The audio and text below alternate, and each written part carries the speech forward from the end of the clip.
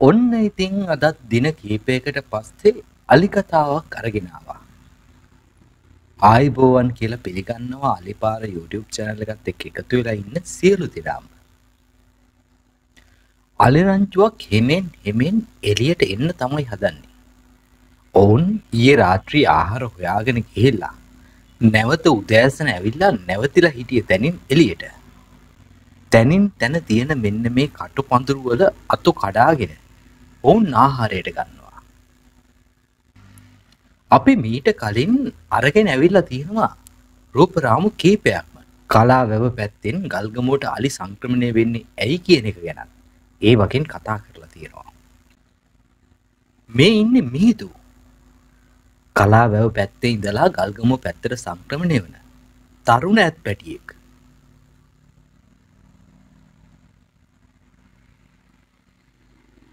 තාම මෙයාට ඉතින් වැඩි වයසක් නැහැ.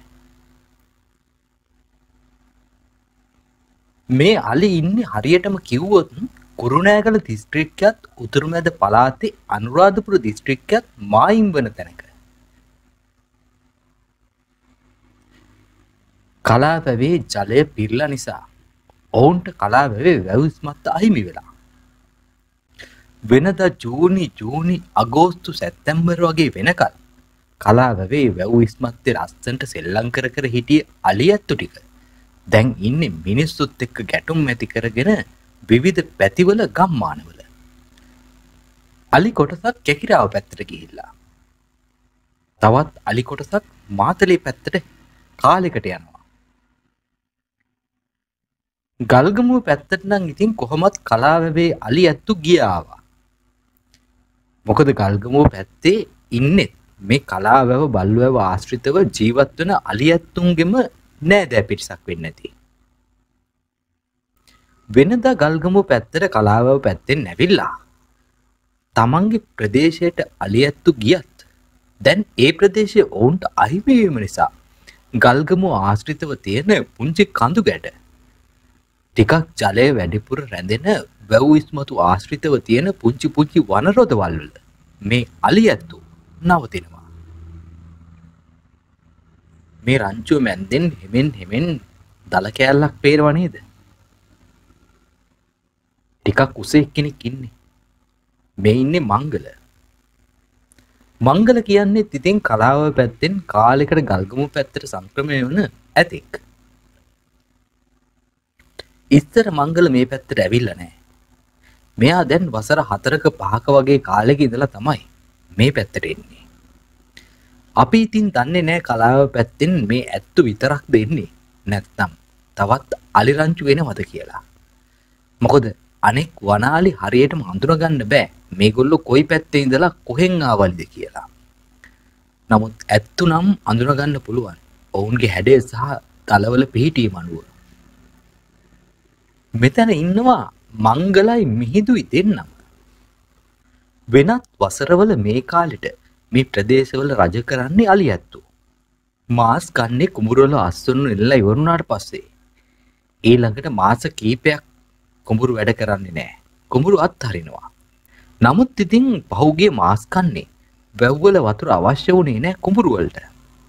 අහස් වැස්ස නිතරම තිබුණා. වැව්වල පිරිච්ච ජලය ඉතුරු වුණා. ඒ නිසා ඉතින් මේ පාරත් කුඹුරු වල අස්වනු එල්ලලා ඉවර වෙච්ච ගමන් නැවත මිනිස්සු කුඹුරු වල වැඩ කරන්න පටන් ගත්තා.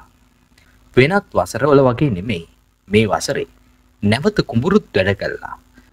වෙනදා අලි මේ පැත්තේ ඉන්න කාලේ ඔවුන්ට හුරු නිසා ඔවුනුත් ඇවිල්ලා මේ පැත්තට. කුඹුරුත් වැඩ කරලා අලිත් ඇවිල්ලා. දැන් ඉතින් කුඹුරු ටික රැක ගන්නත් ටිකක් අමාරුයි. ඒ වගේම තමයි මේ අලියත්තුන්ට තමන්ගේ ආහාර අවශ්‍යතාවය කොහෙන් හරි සම්පූර්ණ කරගන්න වෙන නිසා ඔවුනුත් අතහරින්නේ නැහැ ඔවුන්ගේ සටන.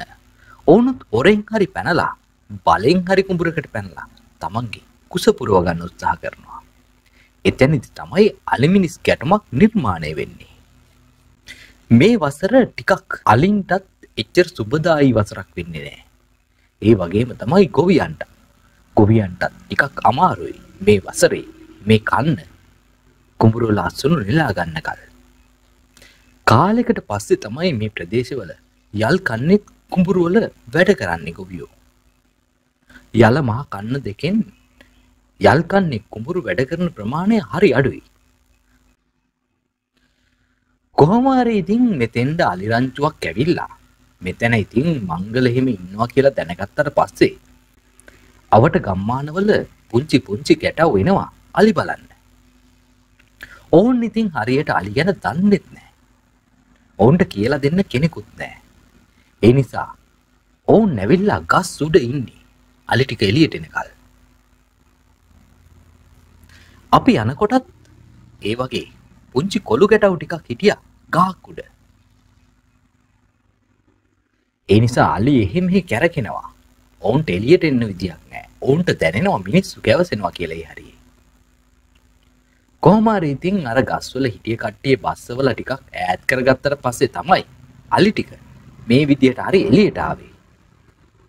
නමුත් ඉතින් ඔවුන් කලින් දැක්කනේ ඇවිල්ලා ඉන්නවා කියලා මෙතන මිනිස්සු. ඒ නිසා ඔවුන් ටිකක් පරිස්සම් වෙනවා එළියට එන්න.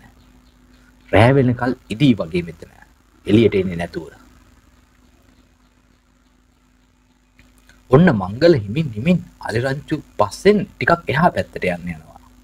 එහා පැත්තේ තියෙනවා පුංචි වැව් කොටුවක්. සමහර විට ඒ වැව් පැත්තට යන්න යනවා වෙන්න පුළුවන්. නමුත් ඉතින් ඒ පැත්තෙත් බාධා වැඩි. ඒ පැත්තෙත් අලි බලන්න ආව කීප දෙනෙක් ඉන්නවා. ගස් උඩට වෙලා. ඒ නිසා ඒ පැත්තටත් යන්න පුළුවන්කමක් නැහැ මේ වනාලියට.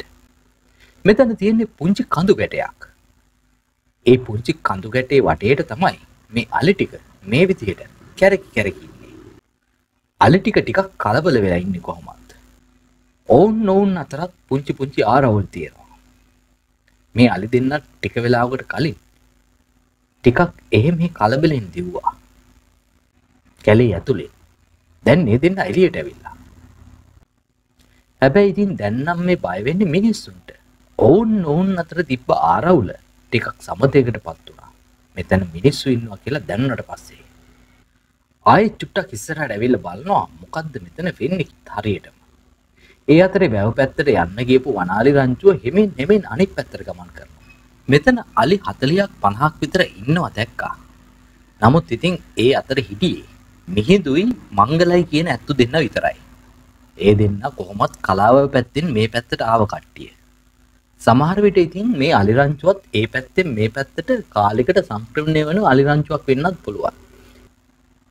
අපි දන්නේ නැහැ කොහොමද හරියට මේගොල්ලෝ මෙහි හිටිය අලිද එහෙන් ආවලිද කියලා. කලාවැව පැත්තේ මේ වනාලින්ගේ භූමිය ඔවුන්ට අහිමි වෙනකොට ඔවුන් ගල්ගමුව පැත්තට සංක්‍රමණය වෙන්නේ මේ භූමියේ තියෙන විශේෂතා හින්දා වෙන්න පුළුවන්. මේ ප්‍රදේශයේ දැනිතලා බිම් වැඩි. ඒ වගේම දැනින් තැන කඳුත් එක්ක යාවෙච්ච වැව් පද්ධතියක් තියෙනවා. දැනිතලා බිම්වල තෘණ වර්ග පින්නට පවා වැඩෙනවා.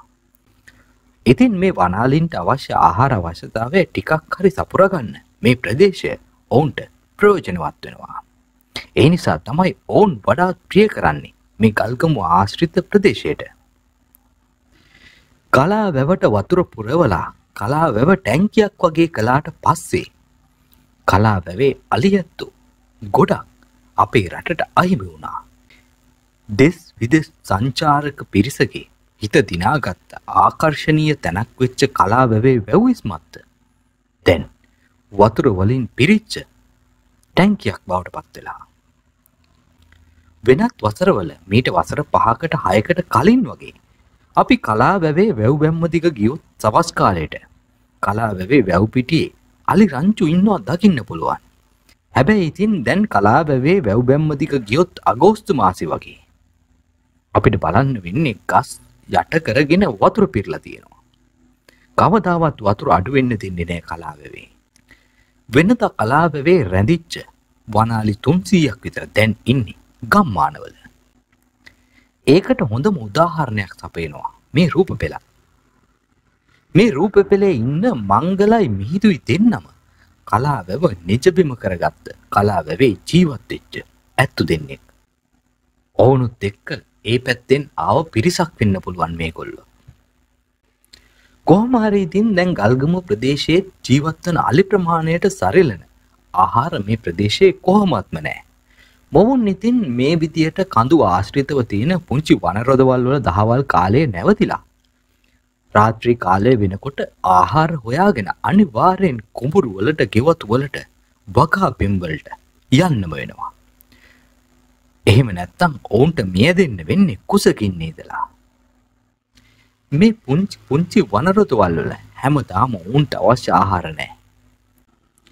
ගොඩක් අලියැත්තු පුරුදු වෙලා ඉන්නවා පාරවල් අයිනේ හැදෙන මාන වගේ තෘණ වර්ග ආහාරයට ගන්න රාත්‍රී කාලේ. වැටුණු පිරිමි අලි ඔවුන් යනවා වගා පෙම්වලට. ගැහැණු සතුන් සහ පැටවුන් ඔහේ තැන් තැන්වල හිස් පිටිවල මේ වගේ අතහැරුණු කුඹුරු යායවල් වල තියෙන තෘණ වර්ග ගලවගෙන තමන්ගේ කුස පුරව ගන්න උත්සාහ කරනවා. පේනව නේද මේ ඉන්න වනාලියාගේ ඇඟ පුරාම තියෙන ගැටිති. මේ විදිහට ගැටිති තියෙන ගොඩක් වනාලි ඉන්නවා. මේක ඔවුන්ට වැළඳෙන රෝගයක් වෙන්න පුළුවන්. මේ සේරම ගැටිති වෙඩි පහරවල් නෙවෙයි. මේ ගැටිති අතර ඉතින් වෙඩි ගැටක් තියෙන්න පුළුවන්. අලි බලන්න කියලා එන සමහරු හරියටම අලින්ගේ හැසිරීම් රටා ගැන දන්නේ නැති නිසා අන්තිමට ඕන්ටත් අලි බලන්න නැහැ. අලි ටික එළියට බහිනකම් පාඩුවේ ටිකක් දුරට වෙලා වගේ හිටියනම් අලි ටිකත් බලා ගන්න පුළුවන්. ඒ වගේම ඔවුන්ගේ කුසත් ටිකක් හරි පිරෙයි. මේ හරිය තියෙන තෘණ වර්ග ආහාරයට අරගෙන. ඔන්න ඉතින් දැන් මිහිඳු එක පැත්තකින් ආයෙත් එළියට එන්න හදනවා. ඔන්න ඉතින් ඊට පිටිපස්සේ ඉන්නවා චණ්ඩි ඇතෙක්. පේනවනේ මංගලගේ වැඩ.